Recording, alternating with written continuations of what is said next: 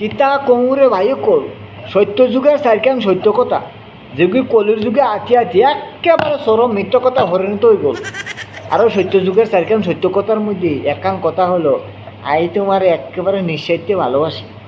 ওই যে নিঃস্বার্থে ভালোবাসাটা এটা সত্য যুগেই ভালো মানাইতো।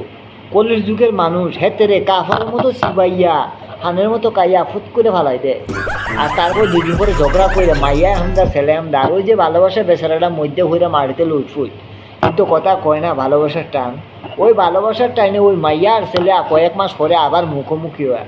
আর ছেলে তো জানো কুত্তার স্বভাব, মায়েরারে দেখে আবার কয় আমি তোমারে ভালোবাসি। তো মাইয়া মুখের এসে কয়ে দেয় তোর ভালোবাসার গোষ্ঠী ছিল লোকের নতুন সময় যেদিন তুই সেরা গেছিল ওই দিন বিয়া করে দিচ্ছে।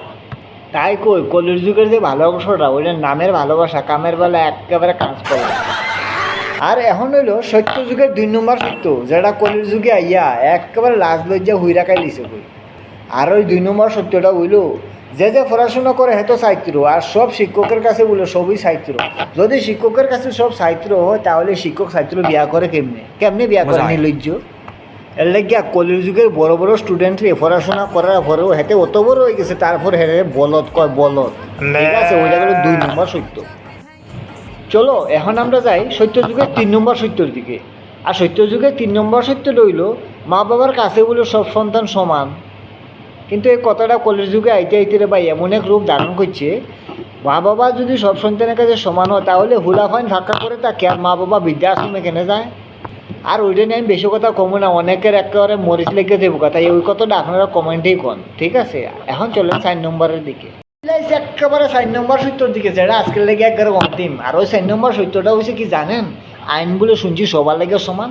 আরে দাদা, আইন যদি সবার লেগে সমান হয় তাহলে পুলিশে ঘুষ খায় কেন?